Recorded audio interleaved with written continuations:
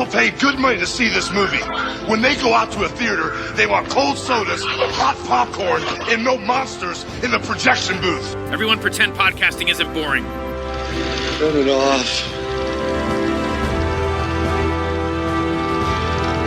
Turn it off.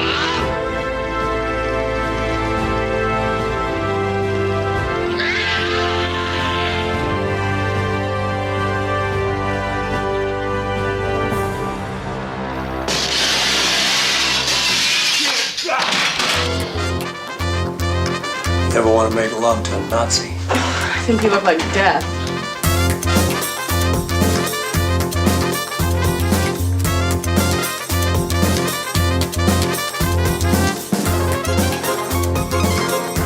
I'm Lydia Lunch, and if you think you know me now, I think you need to know a little bit more about me. There is freedom in vulgarity. I'm not dead. You seem to be. We must be missionaries to bring back those lost sheep.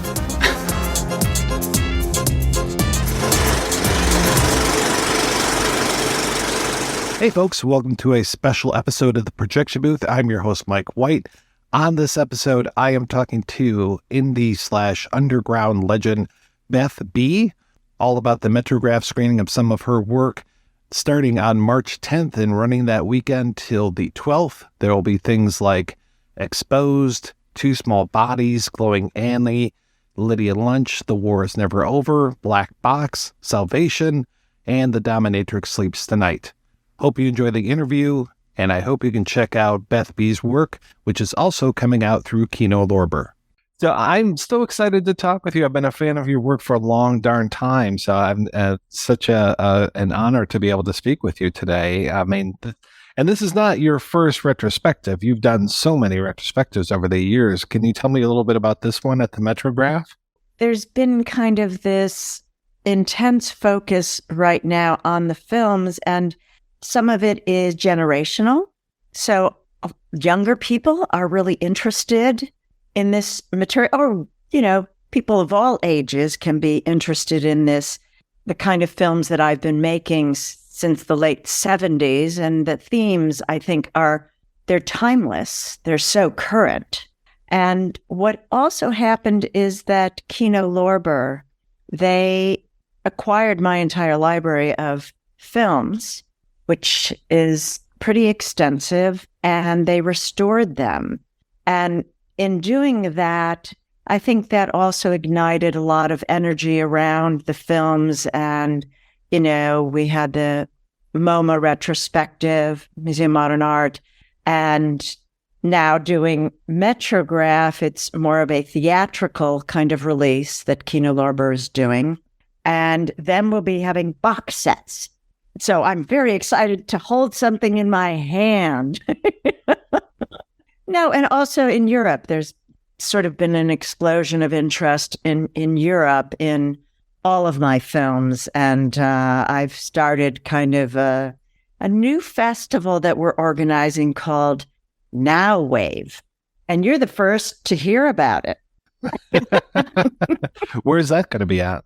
I just got back from Paris, and I met with quite a number of people there, and from a whole group of people from Switzerland in La Chaux-de-Fonds, where I have done a number of things. And they thought it would be really great to bring this together, Paris and La Chaux-de-Fonds, to create something that is in both countries, but has a kind of a mirror of language and image. And we're bringing in performers and younger filmmakers, older filmmakers. You know, it's really like a mixed media kind of explosion. So it'll be several different events in each of those places, and focusing really on the journey of struggle that many of us have found through our lives and in our work, and the kind of explorations that I've been doing, but also people I'm working with are bringing me really deep, complex stories that they want to tell. And we're doing those in short form films. So I don't know if that makes any sense to you, Mike, but it's kind of, it's in the works because I was just in Paris, and in Paris there were several venues that showed my work. Paris just seemed to kind of ignite in a very creative way. It really reminded me of the time in the late 70s of no wave. And so I said, hey, let's do now wave. People of all ages with a kind of creative energy. And people were very embracing. I really was quite taken with the experience there. The Pompidou Center brought me over. And then there were they have a gallery called the Film Gallery devoted only to showing experimental films. And then another venue called La Chapelle, which shows a lot of independent films. So I feel like it's something I don't have in the United States anymore. I those kinds of venues that embrace all of the arts. I was just rereading your bio and just thinking about the places that you used to have to play your films way back when you're playing like punk clubs and Max's Kansas City and occasionally the Film Forum. I mean, just getting your movies out to people at that time must have been such a struggle. The late 70s was so much about specialization. All of the mediums had to be separate. All of the occupations, I mean, everybody goes to school to study one thing. Maybe there's a minor, but usually it's okay. What are you going to major in? And to me, backwards, the creative energy that I think all people can look to embrace moves between all the different arts. And that was what I was really embracing in the late 70s. And the venues were really not up to speed on that. It was like, we show paintings, we show experimental structuralist films. We show, very limited. Rock clubs are for music. So what I found kind of extraordinary is being in a place of deprivation for being able to even show films led to a blowing things up and expanding the notion of what is art, what is cinema, what is a creative experience. And so for me, the galleries, I came out of art school, but, after art school, I was like, these galleries and museums are so boring and so white and so precious. Sit on your hands, don't make a sound. I'm like, that's not what I want to do. And film seemed like it encompassed so many varied possibilities. So, making films, but I always have continued to be involved in the fine arts and be involved with music, musicians, and painting, and just all sorts of things. Like, to me, it's the content is most important. That dictates what form I will use, what medium I will use. And so in those days, it was actually pretty great because it was really DIY. And, I was lucky I had a big loft. In those days, $160, huge loft in New York City. And so we would just do big screenings, get a projector, Super 8 projector, and project it right on, the wall. And publicity was really hilarious because, again, New York, it was like a big playground because nobody wanted to live there. It was just a bunch of artists, and it was a bunch of rubble, bombed out buildings, just devastated. But that, in a way, also made it so there were fewer boundaries and there were no rules. And so we would just plaster, like 20, 30-foot posters, handmade across buildings. And that kind of led to the concept of, well, where else can we show? And there were so many amazing bands at that time that were coming up. I felt more akin to the kind of music that was going on in the clubs than I did to anything. And the films, at least, that Scott and I were making at that time really were as abrasive, as intense, and it kind of needed a space that could handle that kind of assault visually and through the audio. Clubs have phenomenal sound systems. So that became like a wonderful venue to show films. And often we would book the bands that that would play on the same night. And then from there, it just kind of expanded. But getting theaters to embrace what we were doing was really quite a struggle. Frankly, I almost feel like when they started to embrace the films, I shouldn't be saying this, but I almost feel like the films we were making at that time became less confrontational. And the concept of, oh, a movie theater, oh, need to make a feature film, oh, need to, like those kinds of aspirations. Whereas before that, I had no interest in those kinds of things.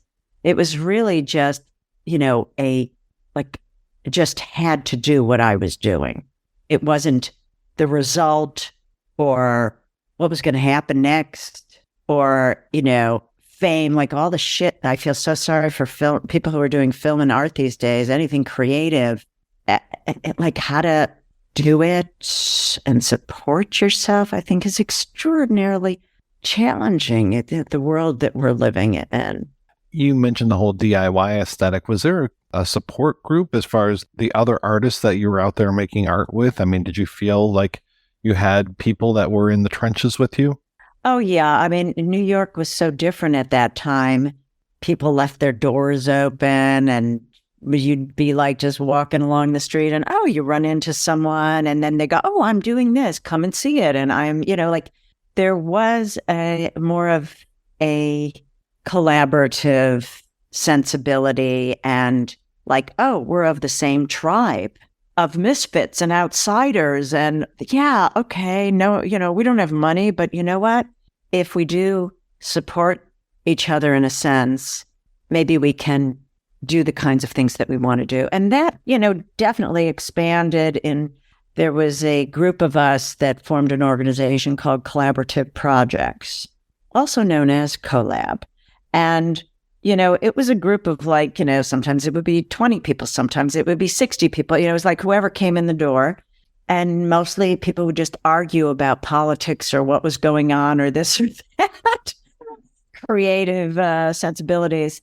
But we also put out X Magazine, which was fantastic. There were, I think, two issues, and put up the Times Square show, which is extremely famous, infamous, and suddenly artists were being like invited to show in galleries. And, things changed at that juncture. It was 1980, 82, I can't remember. But there was definitely, this feeling of having a community. I feel a bit sad now. When I go to New York, I don't live there anymore. When I go to New York City, I can't wait to get out of there as fast as I can. Whereas I would cry in those days. If I went out of town and I was coming from the airport, I would cry at the sight of New York City because it was my home. It felt like a kind of a family there. But it's just changed so much, and everything's become so exploited and all about money and fashion. And not that I have anything against those things, but it's not what makes my heart beat.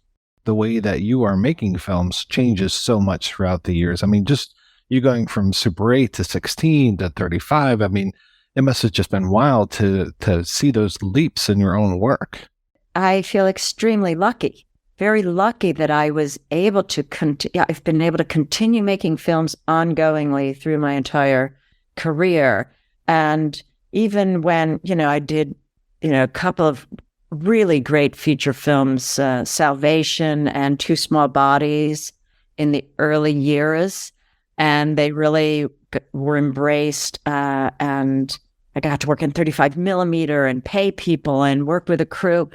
I feel like I've continued to really reinvent myself, because at that time, 1994 was Two Small Bodies, which we'll be showing at the Metrograph, as well as quite a number of my films, including Salvation. Salvation is a killer film. It's so funny and so outrageous, and it stars Viggo Mortensen and Exene Cervenka Stephen McCaddy, has music from New Order and Cabaret Voltaire.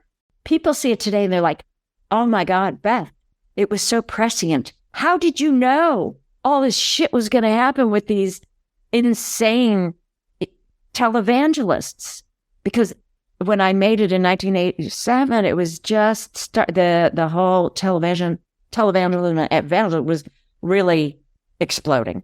But I saw where there is money, power, control, there is sex. And so I just went, okay, I'm going to write a script that is about that. Anyway, so, I've been able to continue making films. But at that time, after making Salvation and Two Small Bodies, it stars Fred Ward and Susie Amos, extraordinary actors. And both of them such a delight to work with. And there, it's a 2-character piece. And I loved it because it was like, even though there was a crew, it kind of felt like we were alone in this landscape with them very intimately. And that's kind of hard to accomplish, but I do believe we did it quite beautifully with a lot of heart and a lot of rage that pulses along with sexuality in the film. But after that film, it was like independent filmmaking completely changed in the United States. Suddenly, the studios were like, oh, we're going to create like a mini studio for independent filmmaking. And it was impossible to make the kind of films I wanted to make because it was going through the studio structure, really. And it was about what kind of money is this going to make for us? And I've never made films based on that equation or that desired result. And so I had a very hard time after making Salvation to figure out, how am I going to continue making films? I started making a lot of short films, videos. I went into video. I made a lot of short films, really just doing it all myself, except for the editing. At that point, I was like, I cannot edit. I don't know how to do that. But it was really kind of going back to Super 8 in video in terms of strategy. And so I continued to make some really terrific films. And then I made a documentary about juvenile sex offenders. That was like, whoa. Took me into some very dark but hopeful places. I investigated. It was I think my first documentary. I wanted to understand what happens to these juvenile sex offenders once they are institutionalized. And at that time, also a lot of my work, I did a lot of installations with video and sculpture, and it had to do with looking at the system that oppresses people. Or the systems, because we grow up in these systems from the moment we're born. So I was really in this kind of investigation. I went and looked at different facilities where these juveniles were incarcerated. And was there any rehabilitation? And in some, yes, and some, no. But there were a couple that gave me some faith that, okay, some of these boys are going to be okay. Because it's really about this cycle of violence. And it's often, most of the time, taught within the home. So how do you arrest that kind of behavior? It doesn't happen in a vacuum. You really need to look at the intensity of it and the fact that it is passed on from generation to generation. Oddly enough, a friend of mine saw the film and she was working in television and she was like, you should do. It was like the Wild West in television at that time, like 2000, when suddenly there were all these networks and they kind of wanted these like edgy directors, and so she urged me to kind of get involved in it. And I pitched an idea, which was to make a documentary for Court TV about Rachel Shelley Shannon, who shot Dr. Tiller, who was performing abortions in Kansas City. And they were like, yes, let's do this. And that wasn't my entry into television. And it was an hour, I got to do hour-long documentary programs with me choosing the subjects Of course, sometimes they didn't like what I chose. I have to find something else. But I was so lucky because I got to hone my craft. I had a budget. I was making money for the first time in my life, getting paid to do what I love to do. I had a crew. I had material I was interested in. And I think it's really rare, especially for women, to have the opportunity to just, keep making films. So I was, involved in network filmmaking for about 8 years. I probably made about 10 hours or more of films. I'm so curious what some of the ideas were that they rejected. Oh, gosh. I don't even know. There was one guy, it was really extreme. Guy who was living with his family, grandchildren, this, that. The short of it is he was a serial killer. He was killing prostitutes. He was storing them, the dead bodies, up in his attic. The maggots were falling from the ceiling into the children's bedrooms. Yeah. Okay. So it kind of got them a little squirmy. I go for the extremes. So what can I say? They tempered me a little bit. And then I said, it's like after about 8 years, it became very corporate and they wanted me to compromise more and more and more. And then I was like, okay, I think I'm finished with this. And I said, I am going to make the most extreme, to me, I am going to make a film with lots of penises and vaginas. And you're not going to tell me I can't do it. And I went back to the underground of New York City into the clubs and what was going on. This was in like 2000, probably about 2010. And in 2010, there was this really burgeoning burlesque scene there. Some of it was very traditional burlesque. Of course, I was not interested in that. But what I started to see was there were some real extreme performers looking at social and political ideas and taking them down to the ground.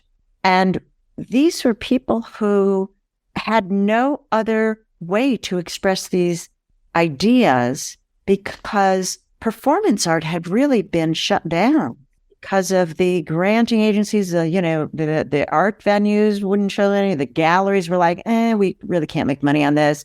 And so a lot of very, very talented, extraordinary performers found the stages of burlesque where they could deal with issues of, queer, disabled, trans, body issues, political issues, all sorts of things. And the film I created was called Exposed. And Exposed is actually the opening night at the Metrograph. It is a celebration of extremes and love.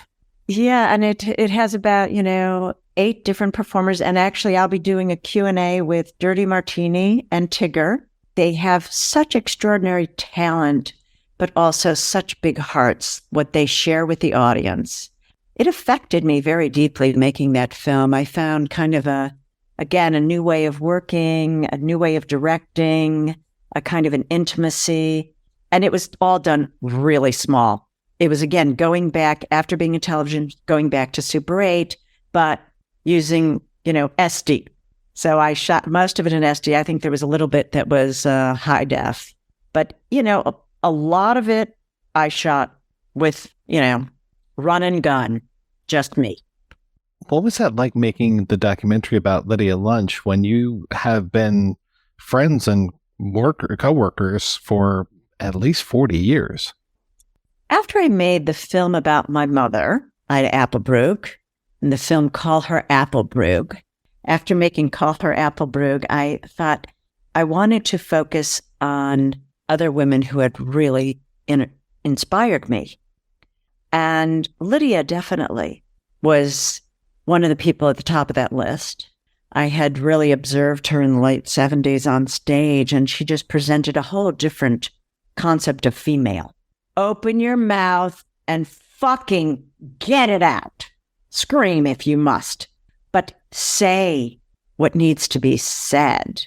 And my work for many, many years was already about kind of showing the unseen and hearing the unheard, even through Call Her Applebrug, which was about my mother.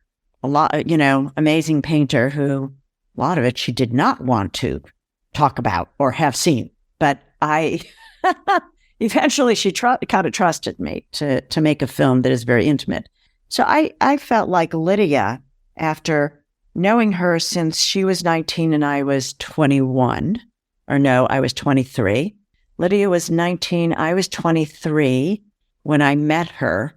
I felt like it was time to do a deep dive into the things that I understood about Lydia, but also about the things I felt I did not understand about Lydia. And some of them I still do not understand. But I really endeavored to focus more on the deeper, darker side of her personality, of her past, of her childhood, and how that informed and influenced her music and her performance art. And I think it did it quite successfully. And Lydia is terrific to work with. She, is really 100% there. She and I just kind of know how to work together without bullshit. When I first asked her about doing the documentary, she said, so many people have asked me. I can't do the Lydia Lunch invitation, but anyway, she has a very low register. She said that so many people had asked her to do a documentary, and she said, no. She said, you, Beth, you get it. I'll do the documentary with you. So, I think there was a mutual trust, and it's a powerful film. People have come to both Lydia and to me afterwards crying and just saying, thank you so much for making this film. It helped me. And I think that, for me, is the greatest thing a film or any work of art can do, is to provoke people to stop, to feel their feelings, to feel their feelings, to take a pause, and then to be able to, in a way, have permission to express one's emotions and to take the secrets out of the closet and to come out of the shame and be able to embrace your own self and to be able to love oneself. And I really feel like, the film is very much about compassion. Through all the rage, compassion. How did the pandemic affect you? In 2020, Lydia Lunch, The War Is Never Over, was scheduled to show at the Rotterdam International Film Festival, as well as I programmed 9 programs of filmmakers there. It was an extraordinary program. It was a retrospective of a lot of my films, but other films as well. So we did that. It was that Lydia came, she performed live. I mean, it was wild. It was phenomenal. Then we went to Paris. Unbelievable. I mean, it was really like these ecstatic screenings of the film. And then we came back to the United States and we were supposed to go to South by Southwest. 1 week prior, the pandemic broke out. I was like, holy fuck. I've never been to South by Southwest. Lydia was like, oh, phew, glad I don't have to go. She's been, so it was really like a kind of an introspective time for me to look at my career, at what was really important to me and what I wanted to embrace during that time of shutdown. And I realized I wanted, a couple of things happened. Oddly enough, Kino Lorber came and said, we want to acquire Lydia Lunch. So they acquired that film. I was like, oh, in a pandemic? Okay, sure. Risk-taking. I love you. And then it was like, okay, they acquired that. Then they acquired Two Small Bodies and Salvation. And they just kept acquiring my films. And then they acquired the older films. And suddenly there was kind of a groundswell of interest in my work, and I had been putting together my archives. Oh, my dear Lord. That is an undertaking. I mean, paper archives. You have to like number every single piece of paper, put it into, label it, put it into the Excel document. I mean, it was insane. I had boxes and boxes and boxes. Oh my God.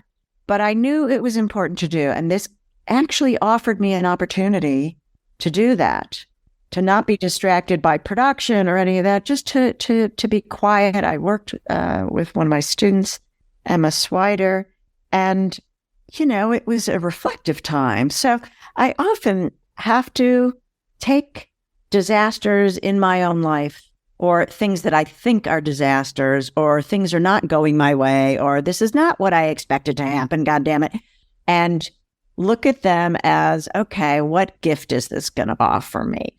And I have the ability to change my own attitude and to look at how I can use something that is negative and turn it into something positive for me.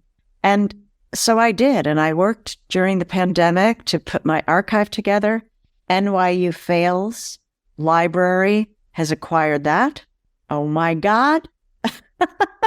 I mean, it's just been kind of crazy. And then MoMA said they wanted to do it. So, a lot of wonderful things came out of that period of time. Part of me loves to work, but also, I moved during that time. I moved to Savannah, Georgia, and I love it here. I love it. It's springtime and it's gorgeous and the people are actually lovely. Of course, I don't talk about politics, but we're bringing more Democrats in here, and look what it did. So I'm looking for anybody who wants to move to Savannah. I'll be your friend. It's fabulous here. And so, that was kind of did it kind of during the pandemic, and have been thrilled to be here. Yeah. So when it gets dark, you got to have faith that it's going to be okay. We're going to be okay.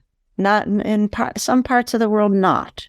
But I think individually, we all have the capacity to just, try to find where the light can come from, So you got the whole Metrograph series, you got the Kino Lorber box coming out, you've got potentially a new film festival over in Europe. I feel guilty, but I'm going to have to ask it. What else are you working on? Oh, I can tell you about my new films.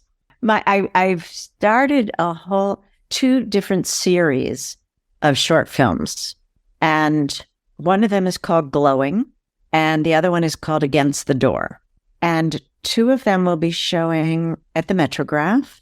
One is called Glowing Evelyn, and the other is called Glowing Annie. And they're really about kind of the journey through pain, through the pain of life, through the pain of love, and coming to perhaps a transcendent or accepting place in one's life. So I have Annie Bandes, who is Little Annie, musician, really New York icon. So there's a 13-minute film about her with some of her extraordinary music, but it really is telling a story through the use of speaking, through music, and through visuals. It's kind of my new experimentation. It's a bit hybrid, maybe, because it's a sense of documentation, perhaps. So I'm just kind of really figuring it out. And the other series is called Against the Door, and they're, I don't really like to see near-death stories, but they are kind of like, but they're not the conventional near-death story, like, oh, I saw the light, no light, oh, there was the door. No, they're not like that. And this is actually a project that was brought to me by Jim Coleman, he's from Cop Shoot Cop, extraordinary seminal band, 90s. And his more recent project is Human Impact with singer Chris Spencer from the Unsane, the band. And Jim started to work on these stories, and he's been my collaborator for 27 years. When I met him in CBGB's upon the invitation of Richard Kern. So unbelievably, Richard Kern, filmmaker, introduced me to my 27-year relationship with Jim Coleman, who is my soulmate and the composer of, of all the films since then. Yeah, it's a great collaboration, extraordinary collaboration with him. We just are merged in this creativity. So he brought me this. He recorded a couple that I was like, oh, yeah, I can see these. I can visualize these. So we just recorded a new one with Vincent Dubois, who is from La Chaux-de-Fonds in Switzerland. And it's a very powerful and emotional story that's autobiographical for Vincent. And I was filming just now in Paris with Vincent while I was doing all these other activities in Paris. And that, it won't be shown at the Metrograph because we were just filming, but, it will be shown quite soon. But the concept is maybe to create feature length or hour-long shows with the shorts, but also the next thing we're doing in Paris is going to be live performance with the musicians, the person who is doing the speaking of the story, and projection. So I'm kind of going into a whole other realm of live performance, music, film exploration. Wow. Never too late to try new stuff. No, but I mean, that's what life is to me. The most extraordinary part of it is to keep reinventing, keep trying things. I don't know if this is, what is, it's like, what is success? People have such a fucking distorted perception of success because of the media, because of Hollywood, because of, money, all of that. And those things are not success to me. To me is if I have like a really fulfilling, positive, productive, illuminating experience, creating something, it's the process, it's the progress. It's not necessarily the object or the result so, to me, that's what keeps it really exciting because I have no expectations of that's why I'm saying to you, I don't know what it's going to be. It's going to be, It'll be something. Yeah. And as long as you have a good time making it. Absolutely. Yeah. Well, Beth, thank you so much for your time. This was so great talking with you. It's great talking to you, Mike. I really, really appreciated it, enjoyed it, and I hope people will come to the Metrograph.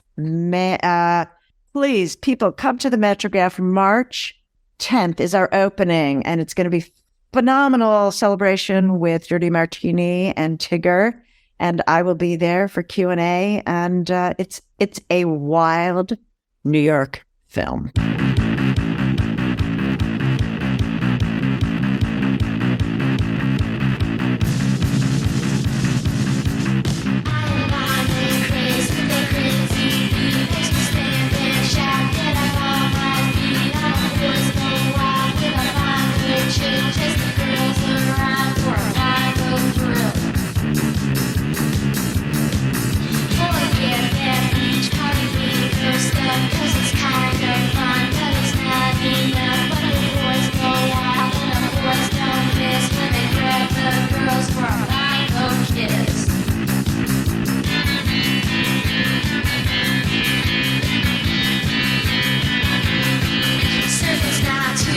Just what can you do? Standing on a board and the water.